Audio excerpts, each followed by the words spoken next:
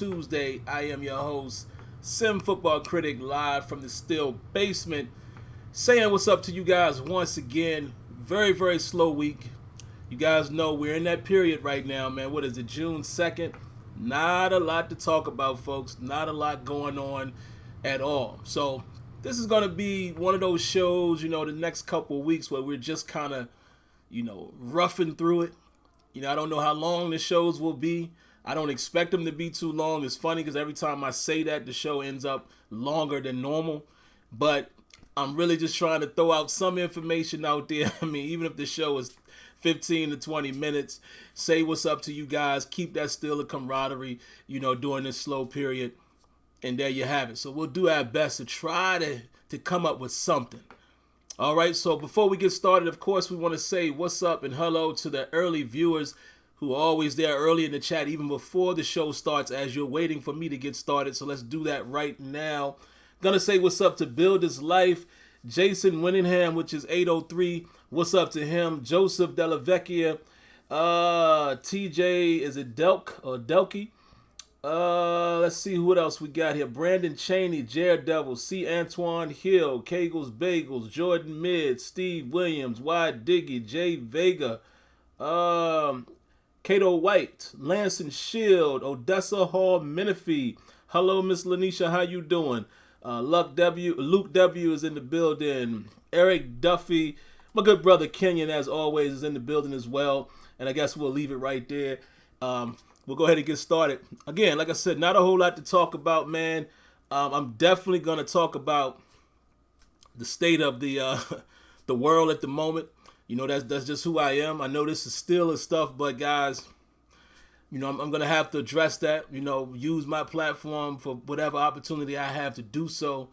So at least just give my thoughts on a couple things, but we'll save that until, after I get through the Steelers content, because I do realize a lot of guys or a lot of women as well come through to just hear the Steeler news, and that's their right.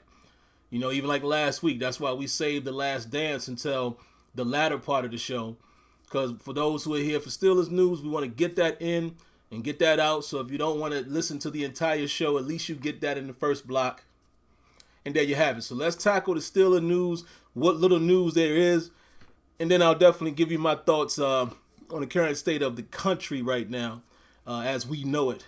Crazy, ain't it? But let's get into it, man. So first thing we're going to talk about, let me get my topics up here. Biggest news to talk about, man, I guess is training camp.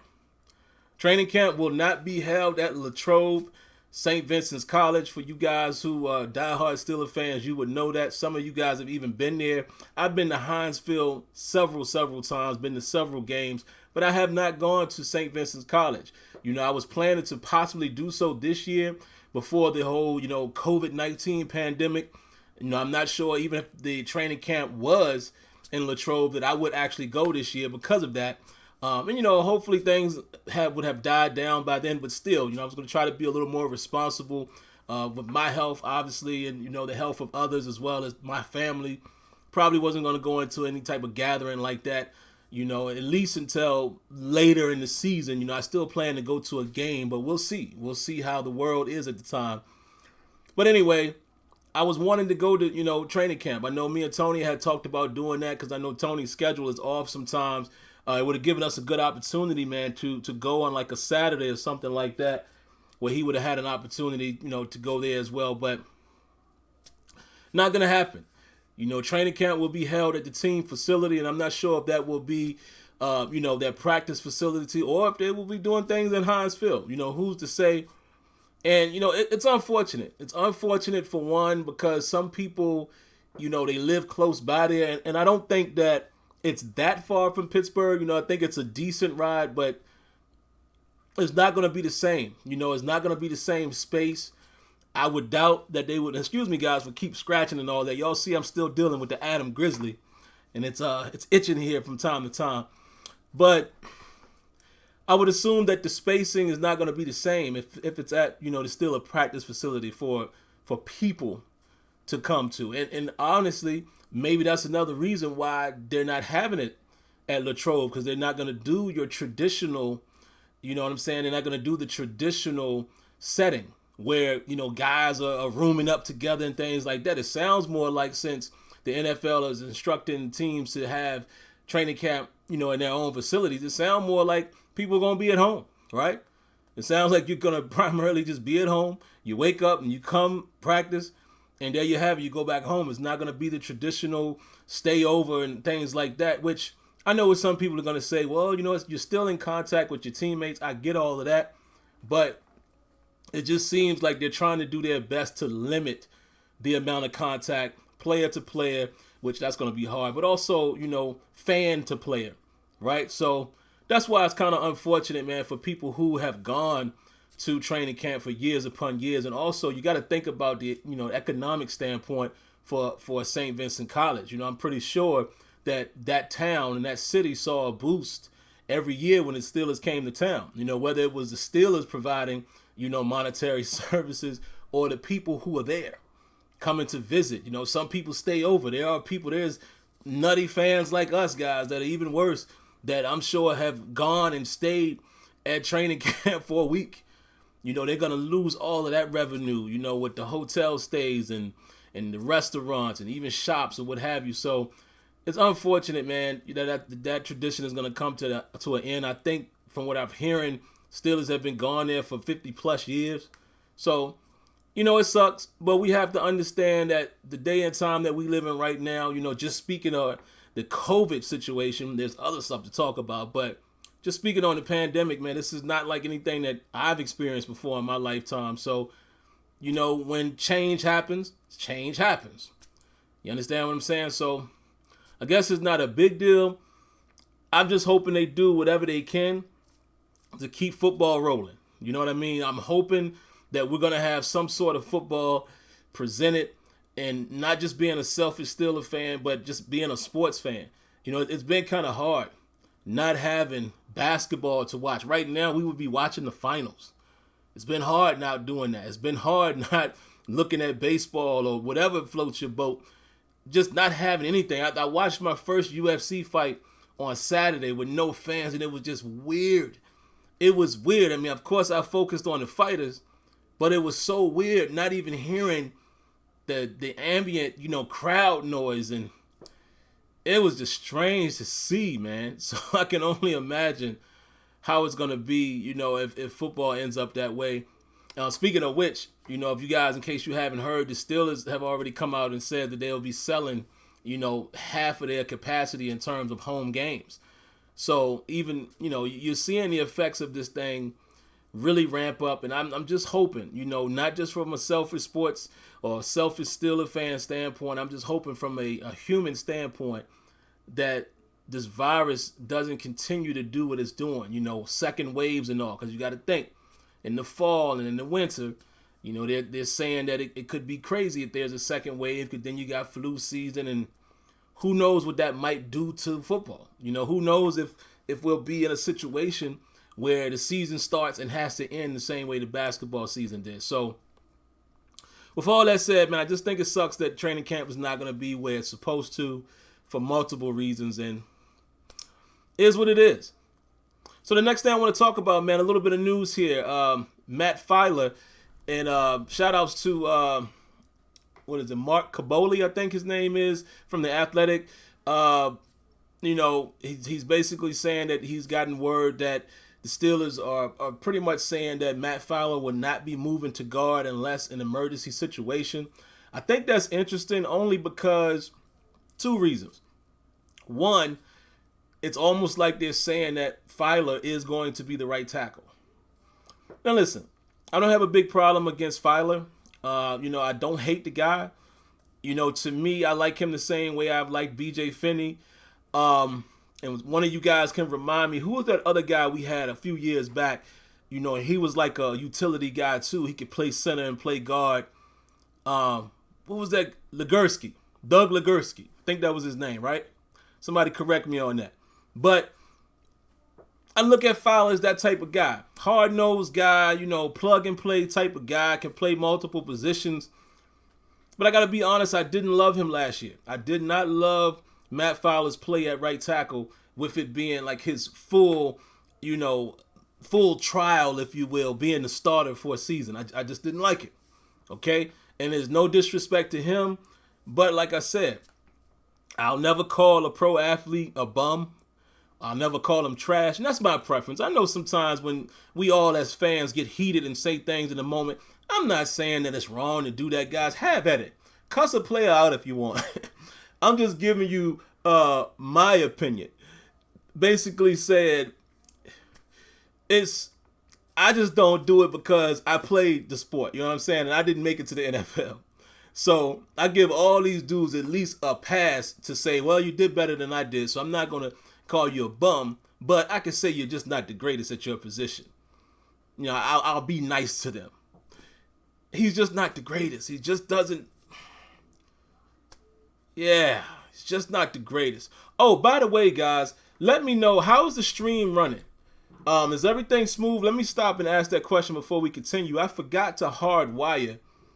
I'm on Wi-Fi, which I should be okay. You know, I have plenty of speed, but you guys know sometimes Wi-Fi gets crazy. So what I've been doing most of the time now is I hardwire, you know, since I got Ethernet switch now that I can keep all of my devices, because the modem that I have, or router that I have through Comcast, Xfinity, it only has, I have a gig worth of speed. Like, my speed is ridiculous. But this new router that they have, that only has 2 ports for Ethernet. So I had to buy me a switch so I can have up to 7 ports or 6 ports, whatever it is. So either way, I haven't connected them all yet, so I forgot to plug this one up as, you know, put it in Ethernet instead of doing Wi-Fi. But I should be okay with Wi-Fi. I just know that one time, a week or two, I think 2 weeks ago, the stream got crazy. So, oh, y'all said everything's good. All right, great. Hopefully it stays that way. Let's not jinx it. What was I saying, guys? What was I talking about? Feiler. I don't remember exactly what I was saying, but I will get into at least a portion of what I think I was saying. He's just not the best. Okay, he didn't impress me. He didn't wow me last year. I didn't feel overly confident. You know what I mean? I just didn't. I didn't like some of his play. He wasn't the worst. Definitely wasn't the best, but he had some really bad moments. And again, you know, maybe he's not a beast. Offensive tackle. Great, no problem. So my anticipation was that maybe he would move the guard, because he can play up and down the line. So maybe he would take the spot from Ramon, you know, that Ramon Foster had. So hearing that they're talking about not moving him unless it's an emergency situation, the second part of my point is, now it makes me really look at a couple guys. Now I really have to pay attention to see if a guy like Chooks or Zach Banner will be able to battle, I was about to say Legursky, be able to battle Feiler for the right tackle spot, right? Because I don't see Banner or Chooks being the guard. I don't really see that move happening. So that's one thing. But then you also have to look at this situation where clearly Wisniewski is probably going to be the starter now, obviously. You know, he's going to be the left guard starter, which I'm not too upset about that. You know, he's a veteran. He's solid, you know, left guard. Have no complaint with that. But I thought it would have gotten a little interesting had Feiler moved to guard. That would have been interesting, because then we would have seen, okay, who is going to step up and be the right tackle. Now, with Feiler not moving to guard, it makes it seem like they're sticking with Feiler, maybe giving those other guys an opportunity to battle for it. We'll see. But also, man, I look at it like this too. If Legursky, why do I keep saying Legursky? Isn't this funny how the brain works? I just asked you guys, 5 minutes ago, what was the guy's name? Boom, I remembered his name, and now I can't stop saying his name. Crazy, right? The brain is amazing. Who was I about to say? Wisniewski. So now you take a look at a guy like Wisniewski and you'd be like, wait a minute. So you're telling me that he's going to be the primary guard, not really anybody else behind him except for Dotson. This might give Dotson an opportunity to shine. He might get some burn.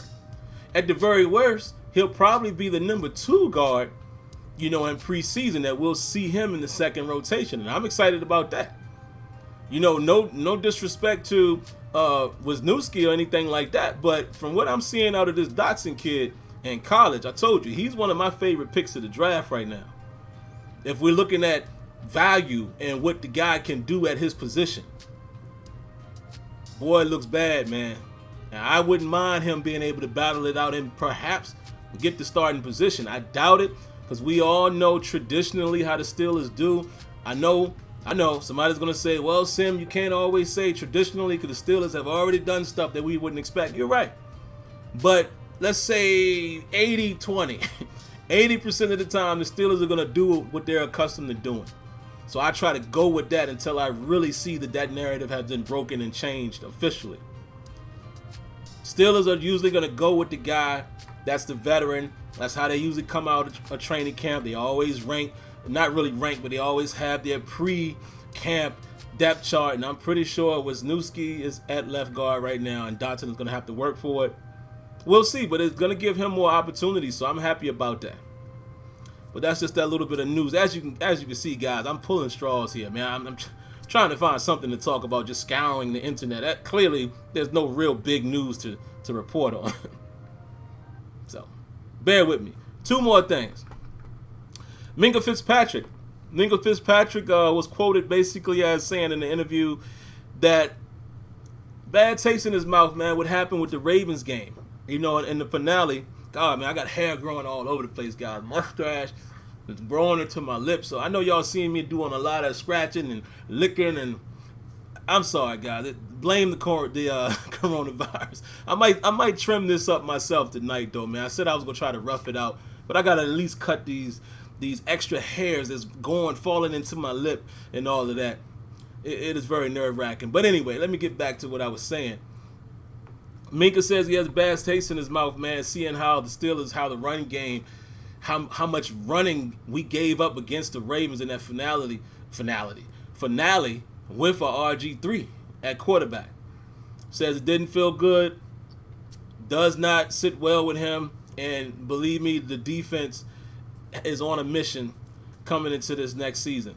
I love that. I love that, especially from a guy that's like, you know, you could kind of say right now the best defensive player on the field. You know, I love that when your stars are extremely pissed off when things don't go their way. You know, little things like that. And some people would say, well, the Steelers were pretty much out of it anyway at that point, but it doesn't matter to him. See, that's what you call edge. That's the kind of that stuff that what me and Kenyon was talking about last week when we were talking about The Last Dance, that Jordan mentality. I love when great players find everything to be pissed off about. And I can go right there with Minkah. I was pissed off about that as well. We were getting gashed. It made our defense look like they were not one of the top-ranked defenses in the league. Just horrible. And even when you had a small glimmer of hope to make the playoffs, you go out there and you put up that type of performance. And even if you're not going to make the playoffs, you still go out there and put up that type of performance against a division foe without their starting quarterback. You got to end the season right. You know, get above 500 at least to keep your head above water. Don't just be at the water level at 8-8. But it is what it is, man. Things happen the way they happen. The season, we weren't going anywhere anyway. We didn't have any offense.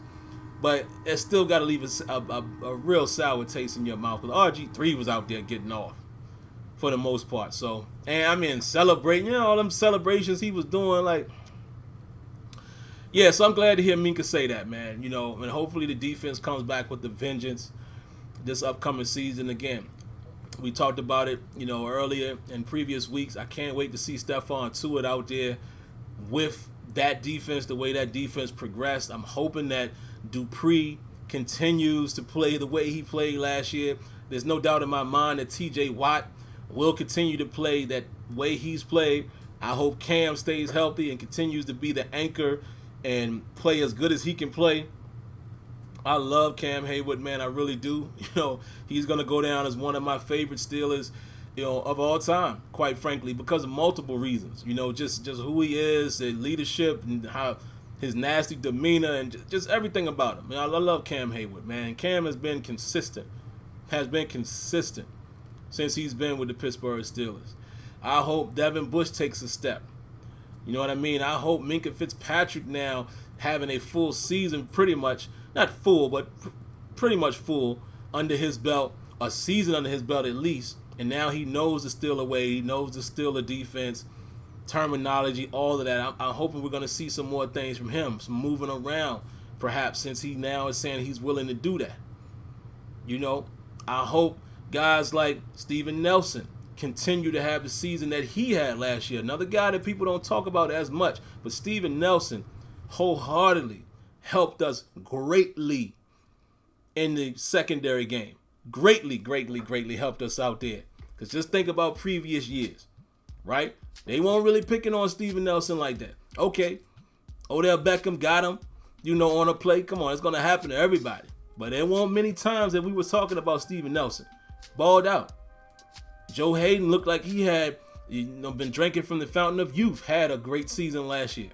I don't know how much we can count on his play continuing to stay the same, but you just hope that these guys come around and the guys that we drafted are able to contribute, and I would expect the defense to be as good as they were last year, if not better, with a guy like Stephon Tuitt helping to, foster the run and things like that. Hopefully the Hargrave situation doesn't hurt us too bad.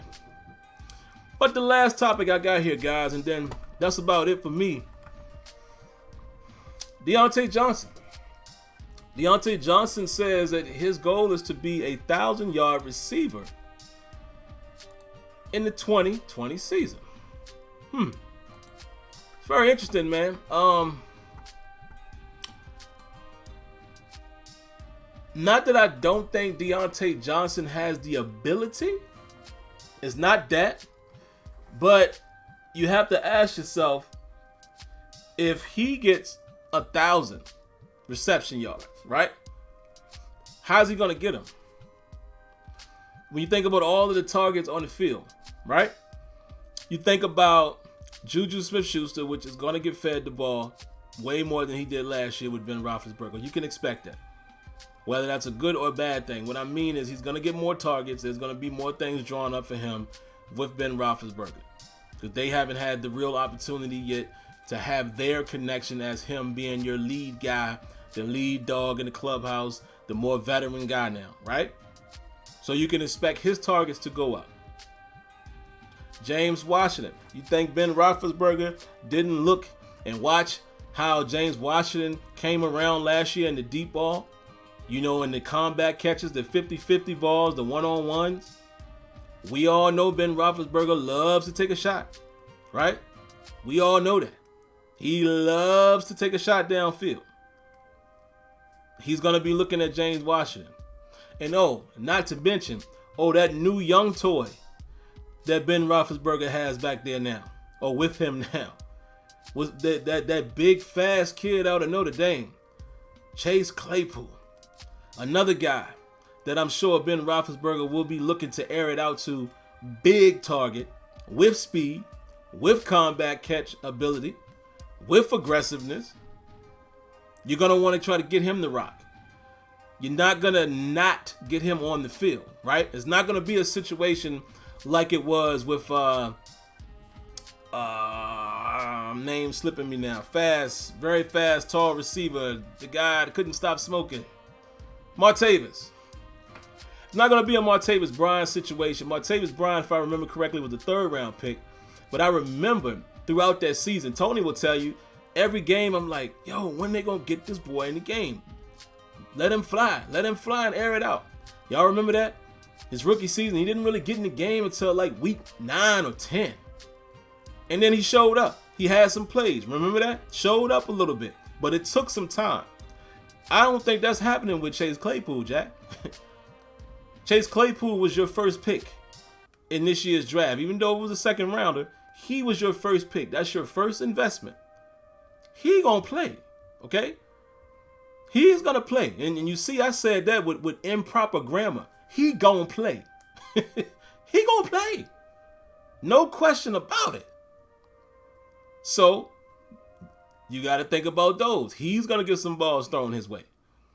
So it just makes me wonder, is there enough to go around for Diontae to get 1,000 yards? And I know you're supposed to say that. I know you're supposed to say that, and you're supposed to bet on yourself, and you're supposed to say, I'm going to be great this year, set goals. And that's fine. That's what motivates people. I'm just looking at it from a realistic standpoint. How would he be able to get to those 1,000 yards? That would be my question for Diontae Johnson. But hey, if he does it, I ain't mad. If he picks up the slack where somebody else is slacking, I'm not mad. If we do find a way to get a Diontae Johnson 1,000 yards, I won't be mad at all. Because that would sound like to me, we got quite an offense here. If Diontae is rolling. And let's not forget, there's one other guy. Well, two other guys Ben Roethlisberger going to throw the ball to. One of them being Vance McDonald. We know Ben Roethlisberger is not going to miss Vance McDonald in the middle of the field. He loves checking down to the tight end when he can find a matchup. And who's that other guy that the Steelers have now that can stretch the field? Vertical threat as a tight end? Oh, yeah, Ebron. So you see what I'm saying, folks? And not to mention that the Steelers will definitely be making an effort to get the run game going again this year. So that just lets me know right there that I don't know Diontae. It would be great. And I'll be the first one right here giving you a round of applause. Just don't think it's going to happen realistically. But I love the ambition. I love what he showed us last year. I love that this was a guy that none of us really knew about. At least I know I didn't. Kenya said the same. None of us really knew who he was. Was a little surprised when he was picked. You scout him, and then we all came back like, whoa, wait a minute, this kid got some talent. And that talent translated on the field. Ball security, I still want to see him improve that. But to see what we saw translate on the field, very encouraging. So if he can go out there and get that stack, more power to you. I'd love it. I'd love it. But all right, man, that's about all I got. Let's see what we got in the phone queue. Looks like we do have a call in the queue. I'm not sure if the queue is working. I assume it is. So I will wait for a second. That's 803. 803, if you can comment as well, man, I'll wait a few seconds. If you can let me know whether or not you can hear me in the phone queue. And if so, I will take your call. Let's see if Blog Talk Radio could be 3 for 3. The last 3 weeks, if it's working tonight, it has worked correctly. Yes, loud and clear. So there you go, Blog Talk. Y'all must have got the message. So let's get 803 on. And if anybody else wants to call, man, feel free. But 803, how you doing tonight? You are live on the air. What you got for us? Good evening, brother. How you doing tonight? Good, man. Good. You brought up a lot of things I like tonight. Speaking of that last game, that brought up a lot of really nasty things that RG2 was running around, because I remember TJ Watt was so close to turning his lights out, and he was determined to do that. Yeah. So that being said, I'm hoping that, we got a lot of alpha dogs on the defense this year. Now, you just mentioned a bunch of the weapons. I'm hoping that we have alpha dogs in the offense. Offensive line is very concerning to me tonight because Feiler will be playing offensive tackle. He and Alejandro Villanueva, they are very low investment players that we have starting in the offensive line. We have two guys that we've had been in the same for 4 years, about 3 or 4 years now. We have to know what Chooks has to do. I haven't seen Chooks since the Denver game. We have to know what Banner can do. Yeah. We have to let these guys hit the field. This is, let these guys, they need to have some competition battles. Lastly, with, we all know what's going on out here with the rioting and the peaceful protest. The best way for everybody to protest is get out and vote. And I'm not talking about just the presidential level. You have to get out and vote on these local levels. Yeah. Because if you want change, you're going to have to. There are people right now that have held office that I voted for. I voted this week. I voted yesterday early. I voted for a new person because it's not to say like that this person may not be doing a bad job, but if you've been in office 20 years, it's time for some change. So get out and vote. Please get out and vote. This is the number one way to get change, the change that we need in this country. You have to start on that from the base. Thank you so much and have a good night. Thank you as well, man. I appreciate you, Jason, always calling in, man. Always love your perspective. And I love how you stay consistent with, that offensive line. And I know run game is one of your things, too. But before I get into that, and thank you for saying what you said, man, about the voting. Like I told you guys, I'm going to touch on that here in a moment after this next call, just to give you my thoughts on everything that's happening. So I'm not going to not talk about that. I feel like it's only right. I mean, I don't have a huge platform, but whatever platform I have, I gotta speak my mind, because that's just who I am.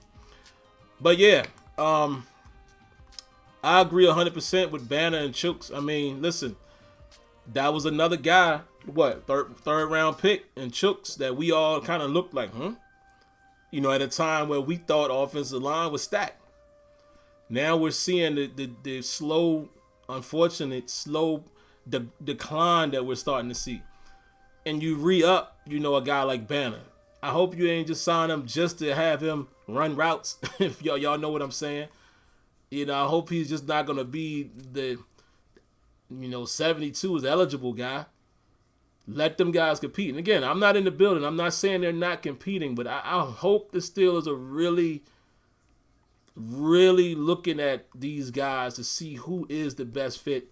And if these guys ain't it, man, look, we're going to have to start over. Find somebody else. Because, Kenyon already gave me the warning, and I believe he's right. Next year, Steelers might definitely be going offensive line very, very early. Very, very early, especially when you think about free agency and all that that's coming up. So we shall see. But again, man, 803, I believe South Carolina, right? Thank you for calling. Always appreciate your perspective. Next call up, area 678. What you got for us? Thank you for taking my call, Sam. Oh, yeah. Appreciate it. This evening I was just wanting to comment and ask you, how do you feel about the offense? If the defense was to get Ben Roethlisberger the ball back, say, 3 times in the game, like against Baltimore, first time we played them, or 5 times in San Francisco, do you feel as though if that defense gets this offense with Ben Roethlisberger in the offense, with all the offensive weapons that you just named a few seconds ago, do you feel as though they could get to that little number they were trying to get to when they were with Todd Haley? And then also, like last week or a couple of weeks ago, I had asked about Diontae Johnson possibly taking Ryan Switzer's spot, and you were saying that he doesn't play that position. Who is in that position that can at least challenge that guy? Because somebody needs to challenge him for that position. Steeler Nation, stay safe. Everybody stay safe. Please stay safe. Use your head, because they're looking for an excuse. Yep.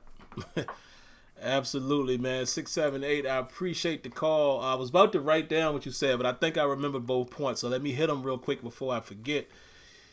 Man, I hate to be biased here, guys, but I'm going to do it just a little bit. That defense give Ben Roethlisberger that many opportunities? Yeah. We hitting that number. I really do think so. I think, let's just be modest, all right? Let's be modest and say we don't hit the 30 points per game.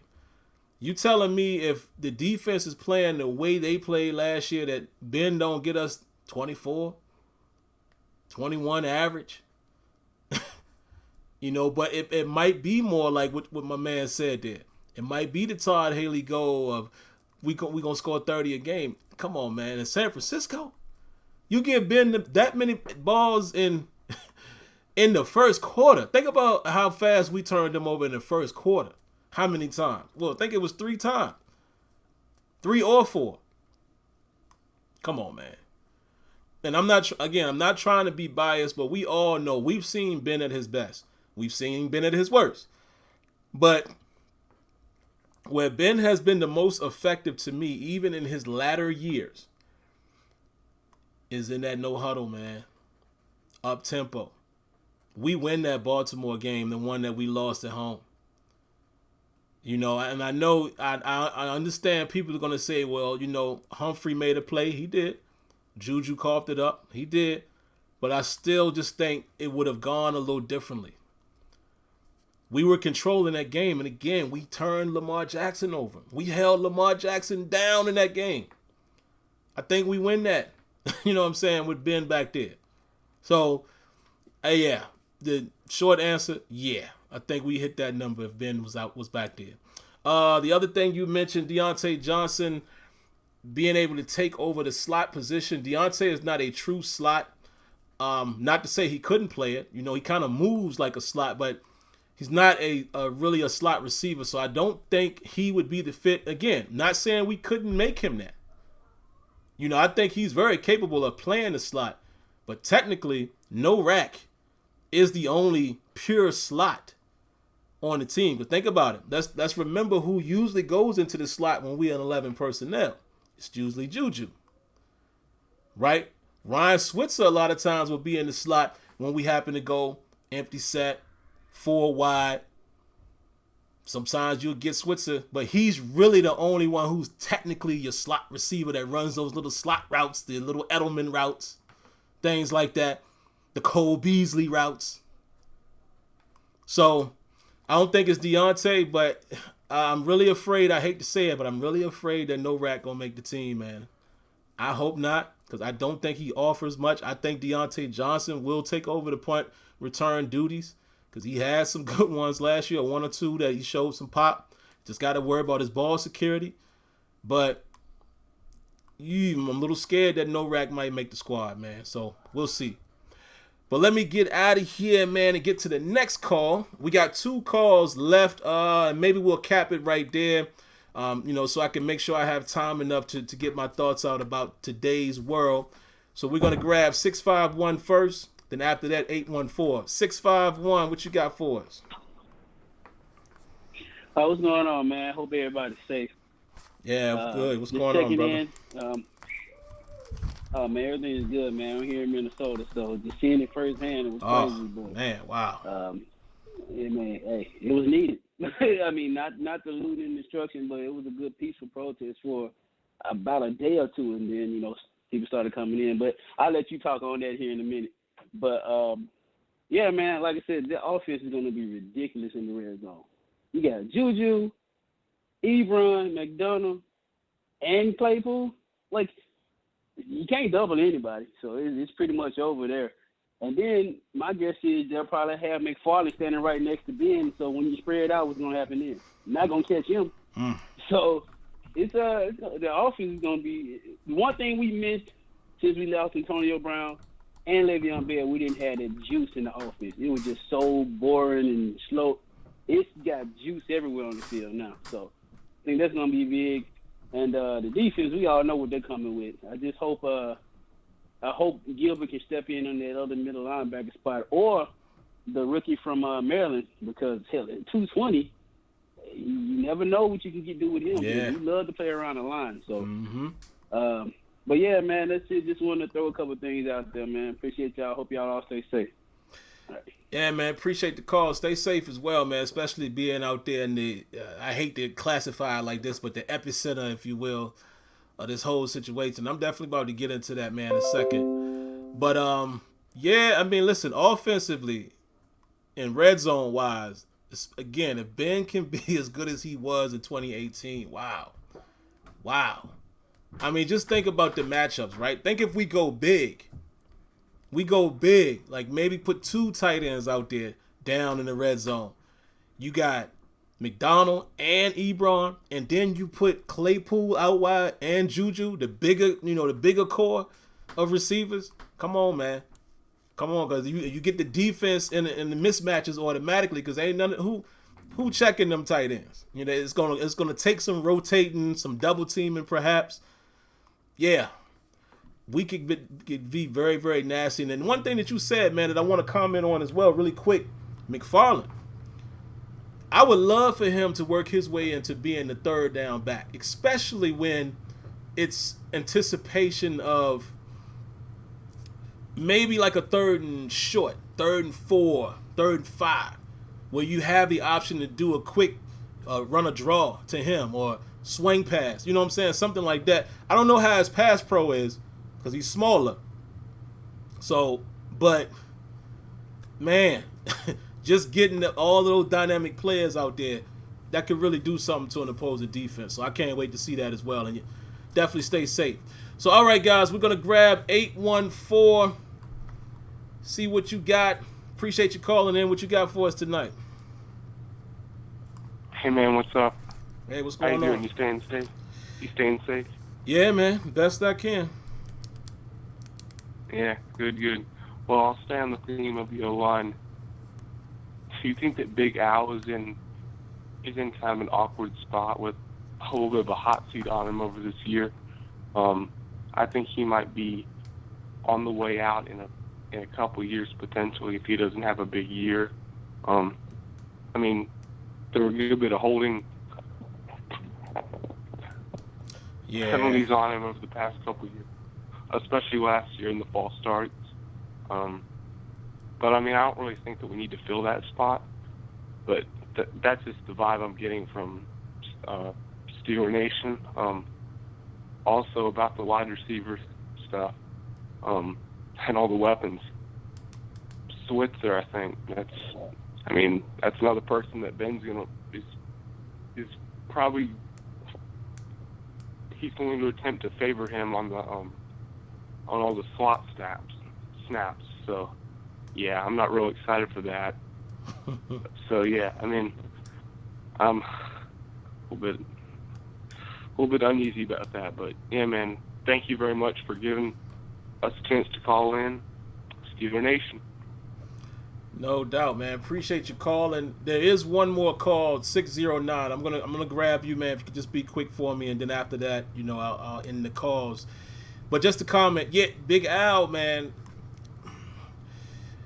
Last season wasn't the greatest for him, man. I know we can blame the quarterbacks, and there was opportunities for both Mason Rudolph and Duck where they didn't navigate the pocket. Duck had some better instances of it.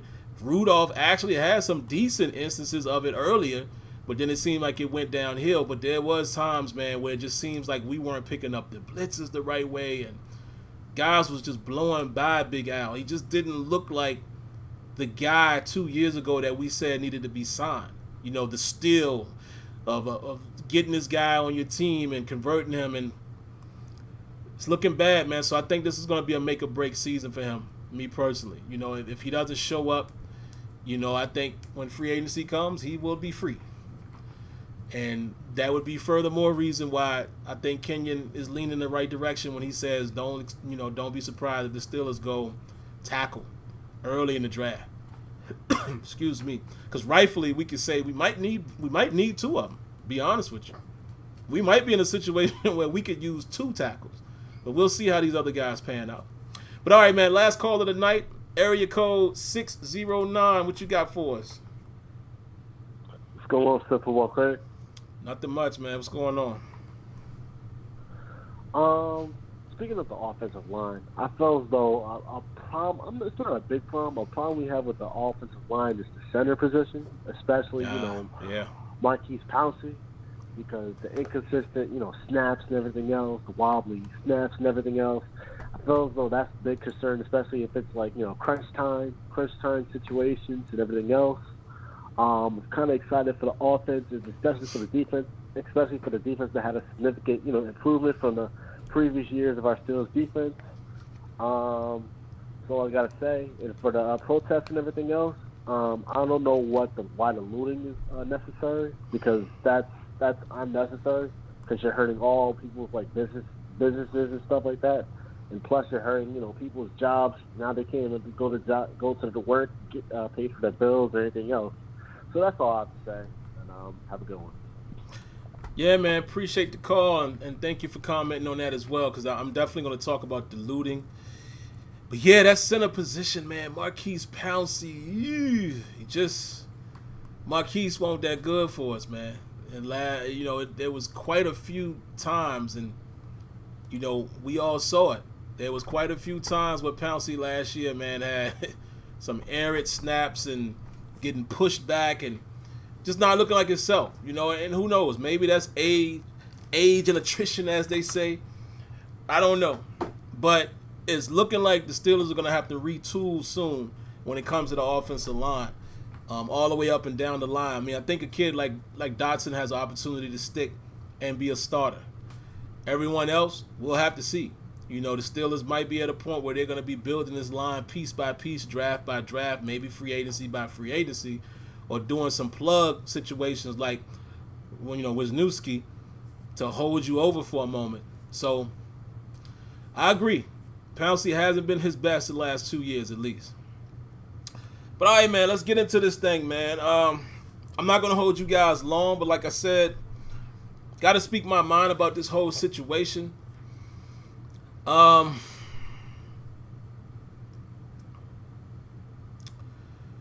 Like the gospel song says, truth is I'm tired, man. You know what I mean? Truth is I am tired. I'm tired of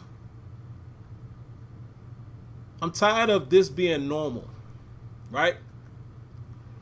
And let me just get this out of the way, because people always want to, challenge people and say, well, all lives matter. Why is it just Black Lives Matter? If you can't see why there's a movement for Black Lives Matter, then we have nothing to talk about. Of course all lives matter. Of course. But the reason why this thing is a thing is because, unfortunately, minorities, mainly African Americans, are the ones that are getting killed unjustly. Right? And like I said, I'm tired of seeing it. I'm tired of seeing it. It's kind of, I'm not desensitized to it, but it's kind of like, yo, man, again, it used to be a time when I used to be like, dang, that's messed up, man, and I'd be shocked. Now, when stuff happen, I say, when is it going to happen again? Because it's coming. The kid, Aubrey, that was jogging, that just happened, where it happened along, further back, but we just found out about it a few weeks ago. So you still dealing with that, and how crazy that was, and how that was covered up mostly by the police, because this guy was an ex-policeman, right? That thing happened 74 days before any of us knew about it. Kind of swept that. But then the video comes out and boom, it blows up in everybody's face. Just getting over that, and now you got to watch George Floyd, and rest in peace to him. This guy, listen, say what you want, call it what you want. Dude got murdered, man. Plain and simple. Plain and simple. It was murder. Plain and simple. Because here's the thing. He's in handcuffs. He's no longer a threat. Most of the time when you see police brutality, right, it's before they get you detained. They wailing on you and all of this stuff. I mean, of course, the Rodney King thing was, them cops was just on one. But a lot of times you see how they wrestle you down, pull you out the car, throw you down, tase you and all of that stuff. And then when they finally get you handcuffed, you all beat up and stuff, but they got you sitting off somewhere in the side or sitting off in the car. This thing, my man's was already cuffed. What was the need for? For 8+ minutes? Almost 3 minutes, in which of that was there was no response. And here's the thing for the people who want to challenge what happened, like, because I've actually seen people say, well, how did he choke out? I didn't hear any coughing and gagging. Duh. Yeah, I knew exactly what happened. I was explaining to my wife, oh, right there. The air supply to the brain is cut off. Most of us growing up, we've seen, or at least on TV, but I've seen in person where you can put somebody in the sleeper. We've seen it. You might have even seen it in UFC, where somebody can go out You don't ever hear him cough or choke is because they cut that air supply off. That was what happened. And that's why it was such a slow, drawn out period. And that's why second by second by second by second, it was getting worse and worse. And then when you remain on him after he's already out, now you're entering into that vegetable territory, brain dead territory. Because it's been way too long that he's been without oxygen to the brain. So, tired of this, man. I'm tired of seeing that, right? So the part I want to talk about,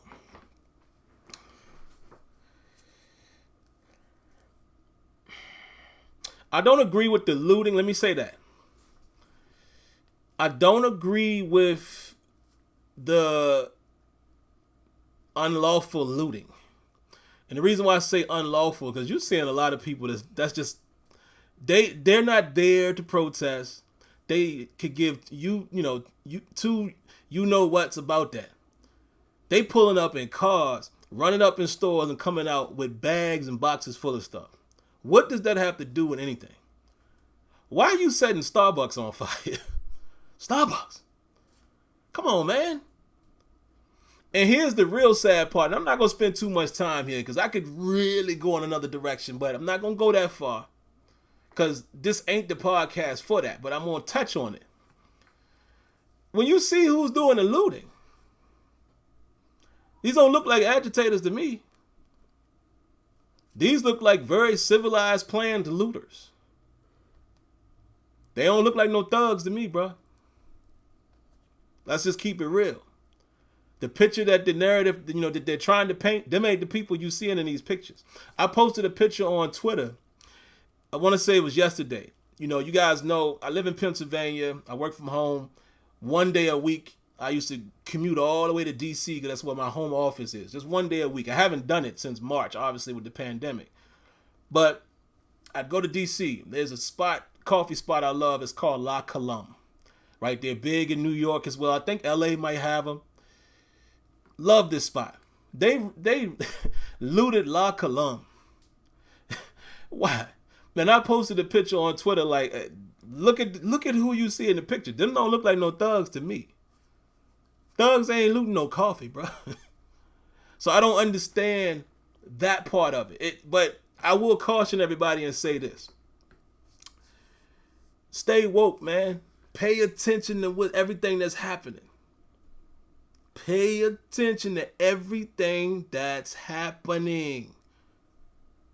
Some of these people setting fires and some of these people that are looting, it's a plan.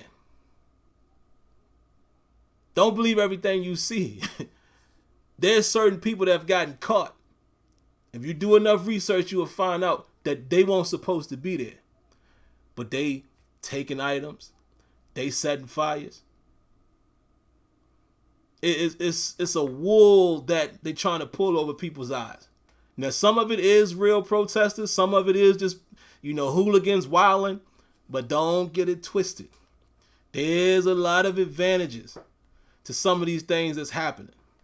And why certain people would want to instigate the looting and make it appear as if somebody else is doing it. But the last thing I would say, man, is speaking on behalf of my community. You can't poke a bear but so many times before the bear bites you.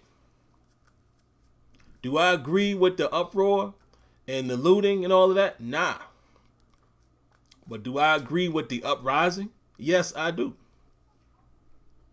I do. I absolutely do. Because something has got to stop. Something has to give, man.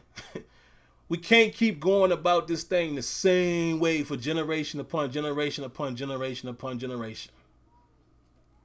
Y'all remember the story of Emmett Till? For you that guys that don't know, go look that up. That was eons ago. Eons ago. Martin Luther King, protesting quietly and peacefully, and he still gets beat down. Eons ago. Rodney King, Kenya knows this, he lives right out there. Happened in the 90s.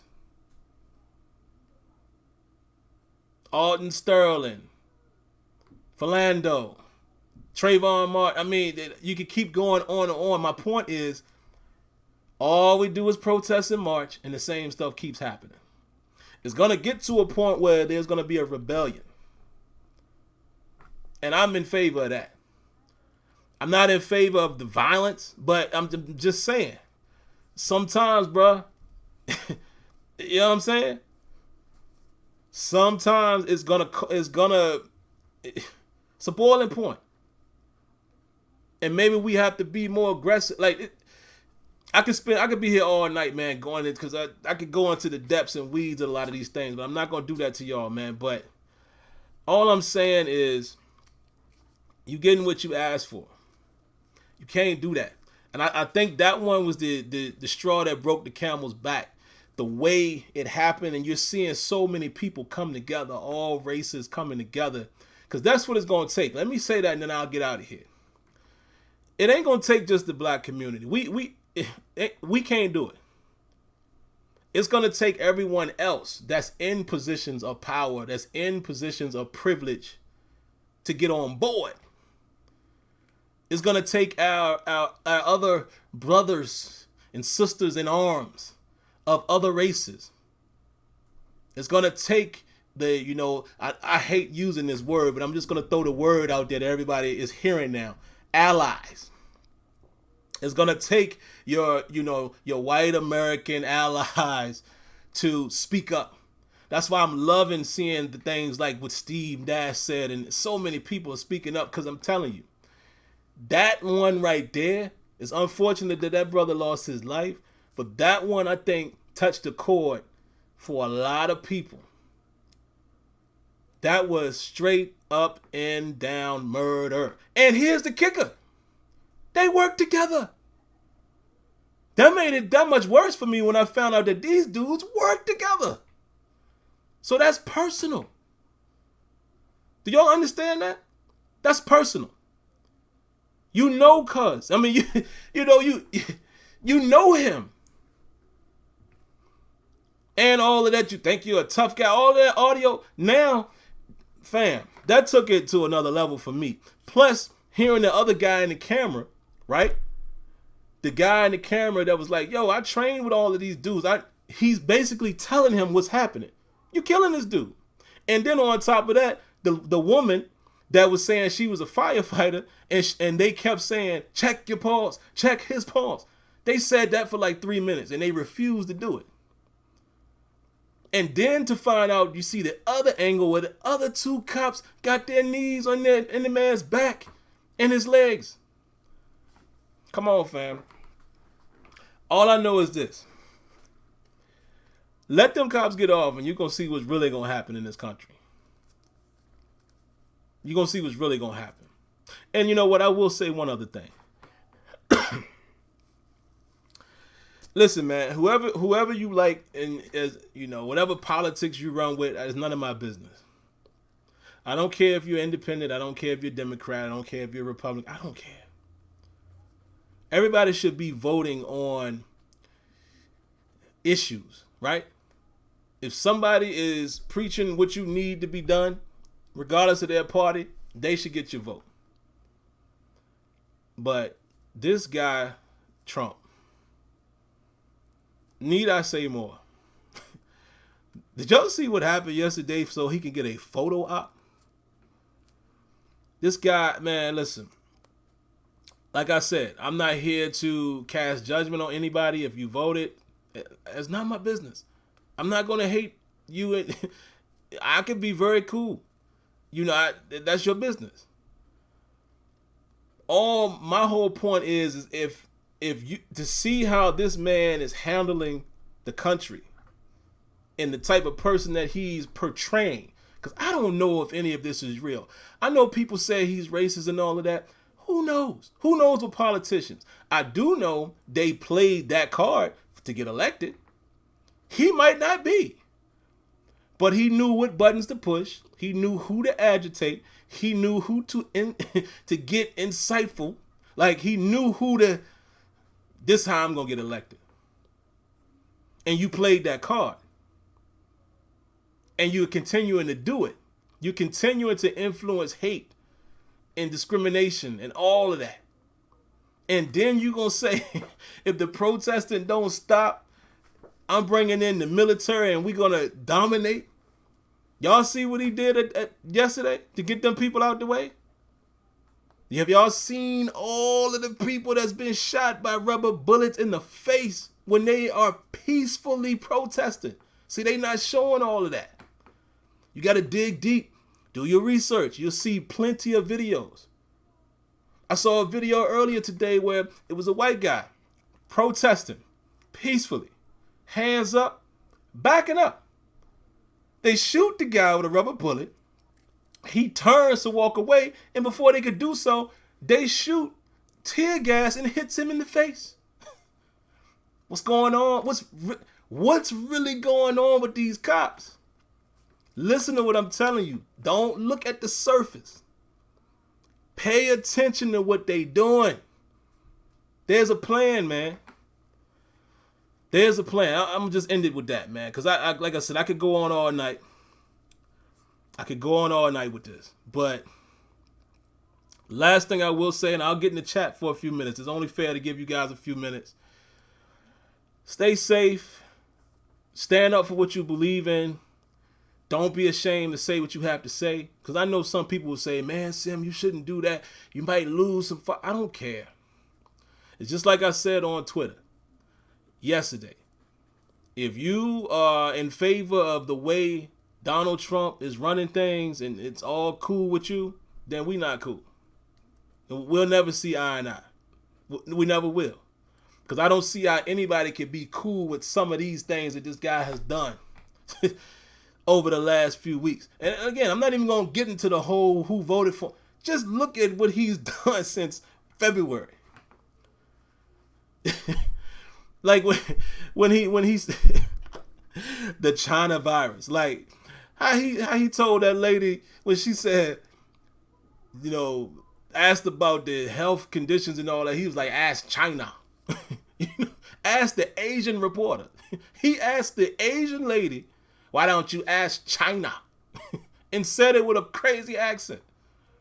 This dude is wild, man, but I digress, man. I'm just saying, listen. Again, be safe. Stand up for what you believe in. If you know you are a privileged individual, you have to speak up too. It's going to take that, right? And I have friends from all kinds of places and races. You know, so you'll never hear me say I'm not on that far left side of the spectrum where, oh man, I don't trust them. Nah, man, I got plenty of people of all races. White, Asian, Latino, all of that. I'm a loving person. You know, you treat me with respect, I treat you with respect. Point blank, period. If you don't never show any prejudice to me, I surely ain't showing none towards you. But if you do, you just let me know where you stand. And I'm seeing it too. Doing this whole thing and me putting out little tweets and all that, I see where I stand with a lot of people. And it's cool. I don't have to know you. It's cool. So I'm willing to put my neck out there. And I'm sure this is going to offend somebody. So what? It's bigger than me having a YouTube follower. You understand what I'm saying? I'll put life before any of this. And I will stand for what's right before any of this, before a dollar, before a sub, before a YouTube channel. At the end of the day. And it's crazy to me how people try to threaten me on Twitter saying, well, I'm going to unfriend. I don't care. You think your following me is that valuable? When we talking about chaos in America right now. So yeah, going about your way, man. If you don't understand what I'm saying, it's not about agreeing with me. I think all of us should be able to look at what has happened in Minnesota to that man.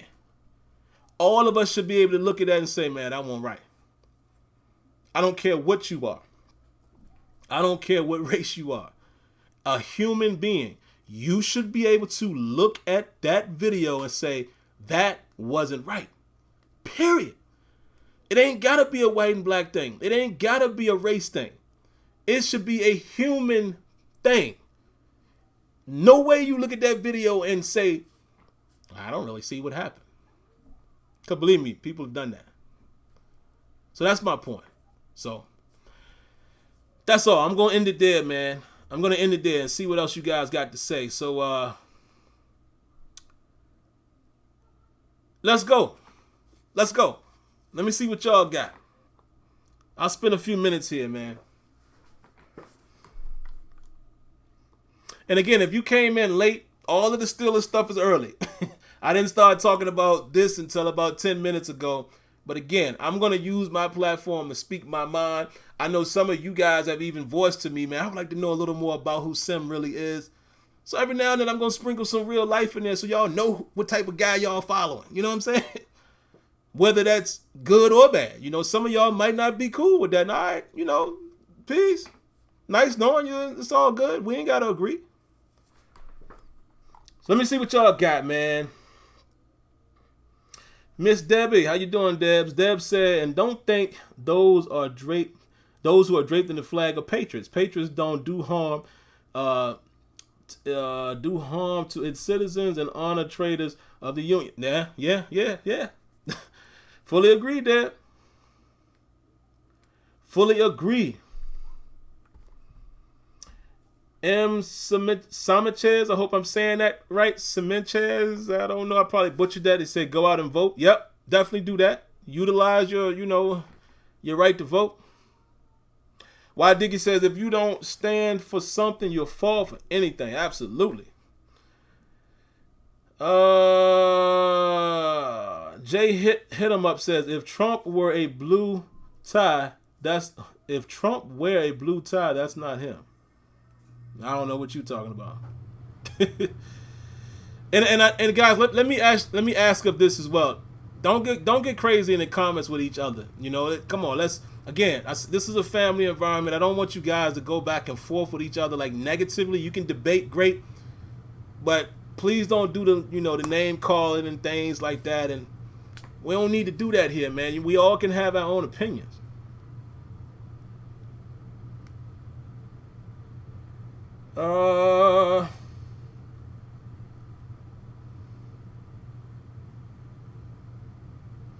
Lance and Shield said they say they have evidence that could have proved that the impeachment hearing, all these investigations into what the Democrats have done is coming out right now with Michael Flynn. Let me tell you something, man. Politics is wild. You know, that's why I said you need to vote for agenda. Don't get so tied to the party. Don't get so tied to that. Vote for agenda. Plain and simple. Plain and simple. I get tired of hearing all of the Democrats versus Republicans, Republicans versus Democrats, left wing, right wing. Like, it's silly. They all play games.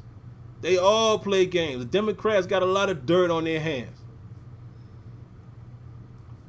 Come on, keep it coming, guys. Eric Rivera says, right here, East Liberty, Pittsburgh is wild. I heard, man. I heard it going crazy up there, too. Sippy Boy says, like I said, make sure to protect yourself and carry legally if you can. It's about to get worse. Control your emotion is in confrontation because they try to bait you to shoot you. Yeah. I told y'all my story. Well, I told this story on my other podcast. I don't think I told it here, but hold on. I'll tell it really quick. The Mexican Chicken says, I like that name, by the way. He says, people deflect Trump's criticism and point out to a party rather than addressing an issue. Fam, a round of applause to him, man. Let me give you a round of applause, my guy.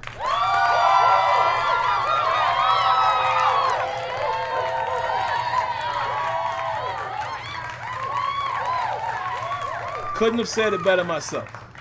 And that's the thing. This is what I was trying to say on Twitter, and it's funny because even me saying that, I knew it was going to bait out haters, right? I said if you are rolling with Trump and how Trump has dealt with people and how he's running the country, we ain't going to see eye to eye. We're not cool. You can stay on that side of the street. I can stay on this side of the street, and we'll be fine. We don't need to coexist.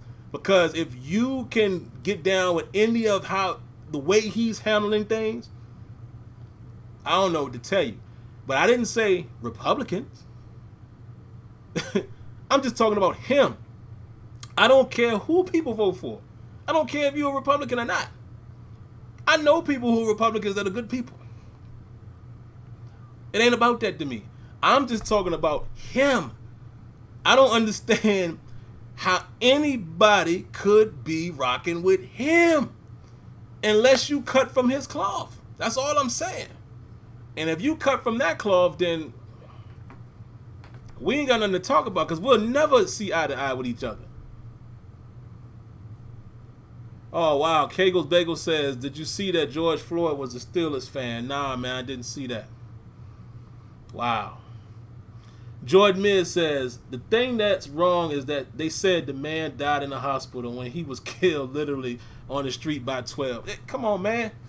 And how about the conflicting report by the medical examiner who works with the police trying to bring up pre-existing conditions? Bruh. I tell you, boy. I tell you. People crazy out here. Darren Dalton says, you can't fight hatred and destruction with hatred and destruction.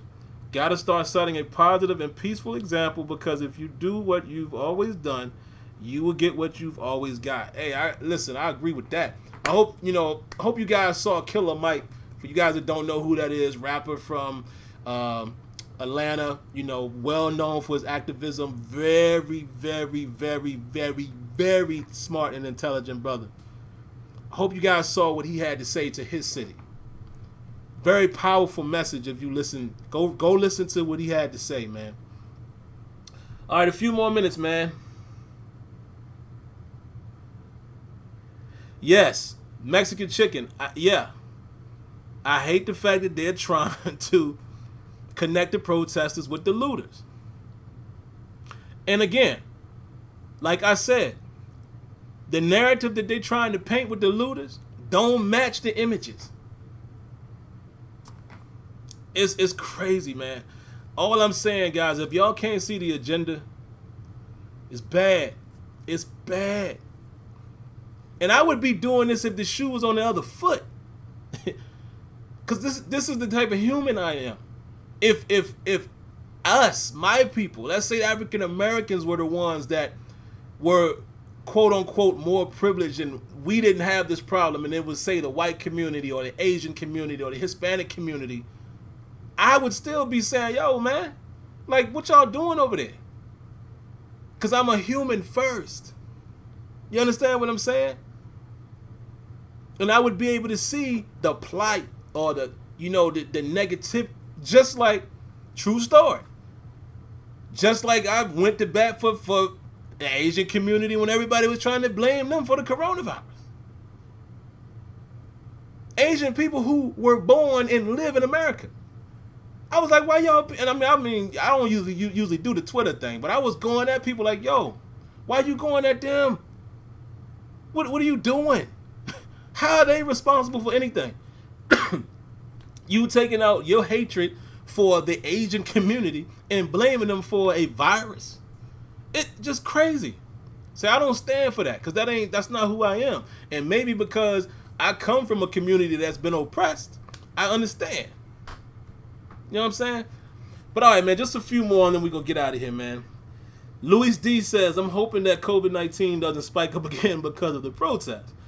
That being said, this is why Colin Kaepernick was protesting against the national anthem. He gets ripped by the orange Cheeto. I love it.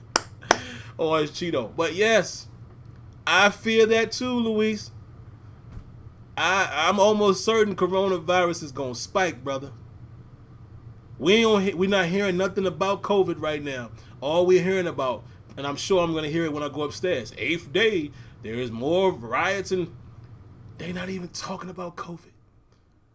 And in a week or two, we're going to hear about, because think about it, we still waiting. We still waiting for them 2 weeks after all of these states have reopened partially.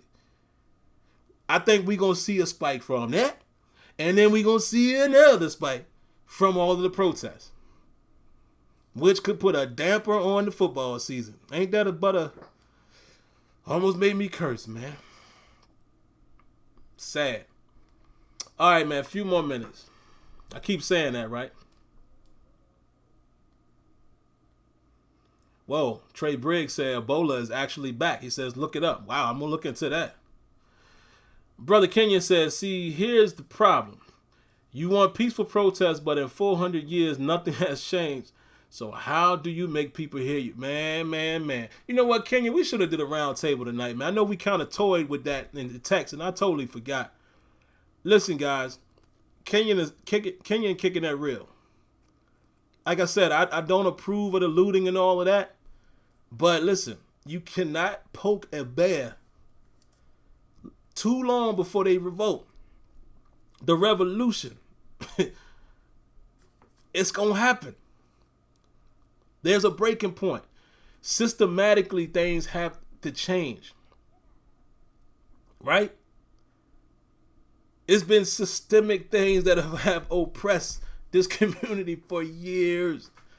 And it's going to take something other than just protesting and marching. I hate to say it.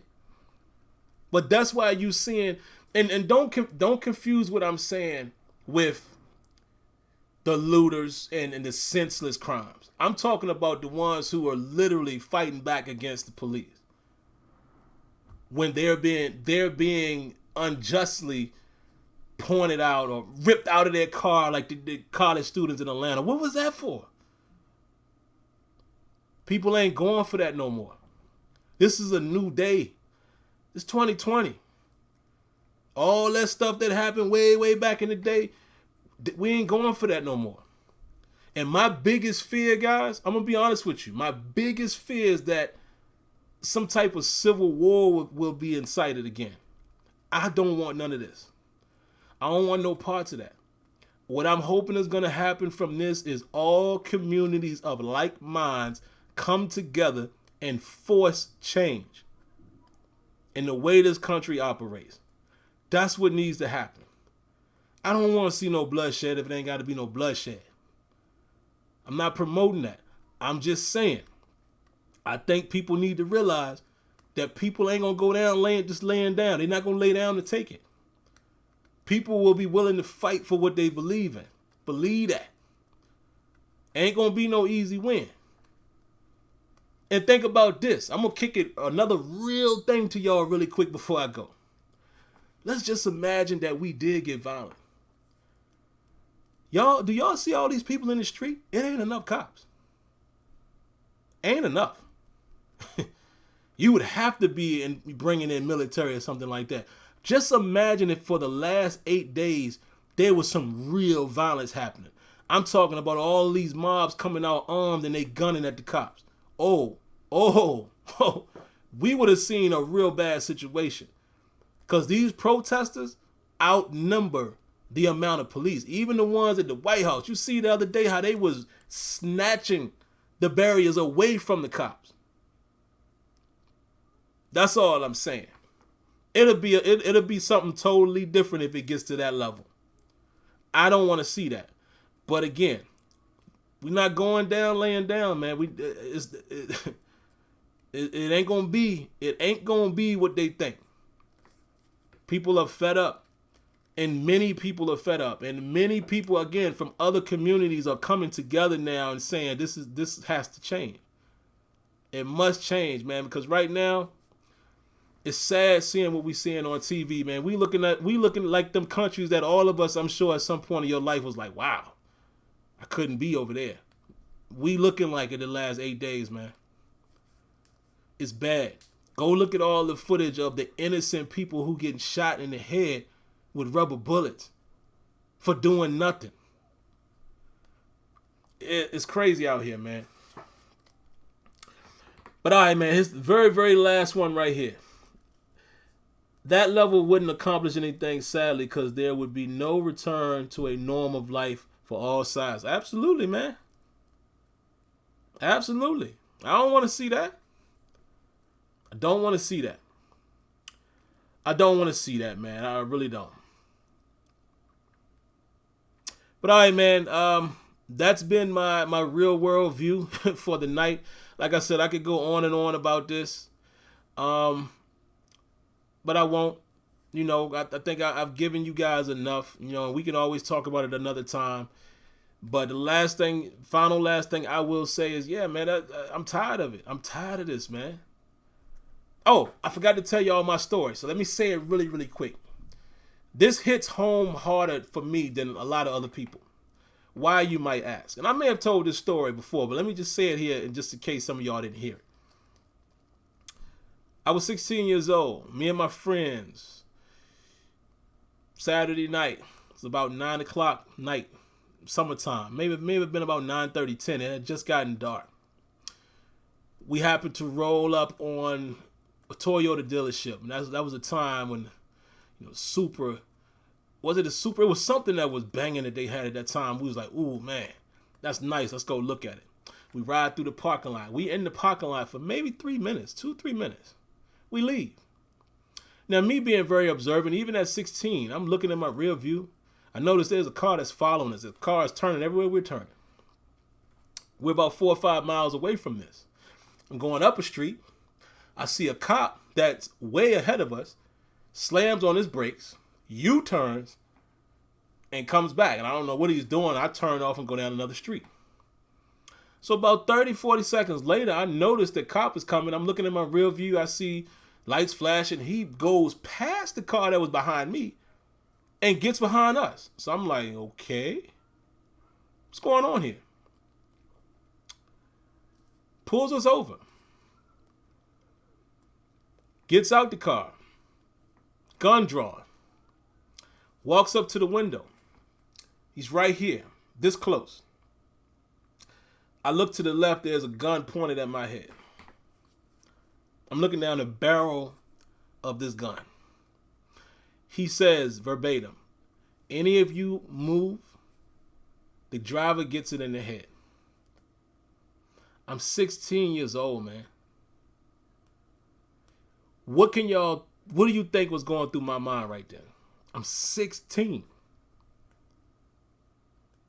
I'm thinking so many things. I'm thinking my homeboy in the back gonna be nervous. He's gonna move. I'm thinking that maybe they're saying that just to cover themselves. Oh, I thought he moved. I didn't know what was about to happen, man. Luckily enough, more cops come. They get us out the car. Guess what they pull us over for? The car that was following us said that we looked suspicious and they thought we were going to steal a car off of the car dealership lot. Really? Really?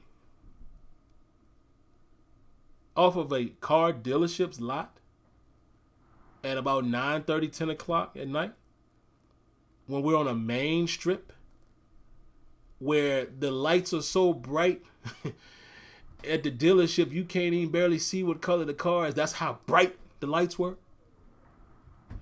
You followed us it was at least 4 miles away. You still thought we were going to steal the car? And I'm sad to say that the police were not African American. We were. Still, me being raised the right way, I still didn't think nothing of it. That didn't make me hate a Caucasian man. Not at all. I just didn't like him at the time because he had a gun pointed to my head.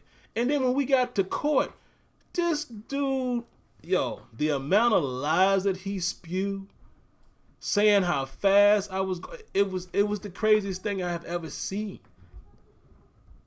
We never did speed. Think about this. We never did any speeding because we were just chilling. Lied on us so bad, man. Long story short, I got my license taken away from 30 days because I was so early. I didn't have any points, positive points, so they couldn't send me to driving school. But the point of the matter is, I experienced that firsthand. I could have been shot. I could have been traumatized if I wasn't a strong individual, if my mom and dad didn't raise me up tough enough to endure things like that. I could have been traumatized the rest of my life. But I will tell you what it did do. I don't like police. And I know people who are police. I know cops. But in general, there's always a strange feeling I feel around police because of that. Because, yeah, maybe there was some trauma there from 16. some PTSD, as they would say. Probably is. I was terrified. Even though I didn't show it on the outside, I didn't know what was going to happen. I thought this man was going to shoot me. So this hits home, man, more than it might for most people. Because I've been on that side. Where I've grown up, I've seen dudes get slammed to the ground and punched and kicked by the police. Now, a lot of times these dudes weren't doing the right thing where I grew up. Some of these dudes is out there hustling. And yes, they're crooked cops, folks. I've seen it with my own eyes being out on the street. Where they touch you up a little bit, take a little something from you, and they let you live. They don't take you to jail. But here we're going to take, the $1,000 or so that you got in your pocket, touch you up a little bit, and let you live. I've seen that. You guys seen The Wire? Yeah, I've seen that. Unfortunately. So my perspective might be a little different from other people that I work with. You know what I'm saying? You ain't have that same life experience. So how I feel is going to be a little different because of personal experiences.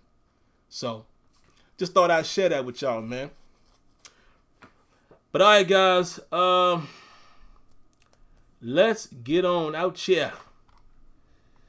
That's all I got. Love y'all, man. We all family. And I hope I didn't, I hope this wasn't offensive. It shouldn't have been offensive to anybody. We're all family. Listen, I've talked to you guys on the phone, and I hate to be, y'all gonna laugh at me when I say this. I hate to be the guy that is judging a book by its cover, but listening to voices, I can tell that I've spoken to different types of people. And I love all of y'all the same. You understand what I'm saying? I don't have that bone in my heart. I'm only prejudiced towards people who are prejudiced to me. Let me know where you stand, and I'm like, all right, cool. I ain't got to rock with you. But other than that, I love all people, man. I think that's how we all should be. But I'm definitely going to rock for and ride for my people. It's my duty. So that's all I got. Everybody, please stay safe, man. Like Luis said earlier, fam, coronavirus is going to come back with a vengeance. I hope not. But guys, please be safe, man. I know here in Pennsylvania, they're starting to, some of the states some of the counties have gone in green. We're still not. We're in yellow. But even with green, they're still telling you to wear a mask. Just be safe until we know this thing is gone. And, with everything else, with people rioting and looting and all of that, be safe. Don't be sitting out there with your phone trying to get footage, because you never know what might happen. You might catch a stray. Just be safe, folks. Stay good. Be good to people. And the rest should take care of itself. But outside of that, I hope everyone has a great night. I thank you for tuning in to Terrible Tale Tuesday, and hopefully we'll have more football to talk about next week. And outside of that, thanks for coming. Appreciate y'all. Have a good night. Peace.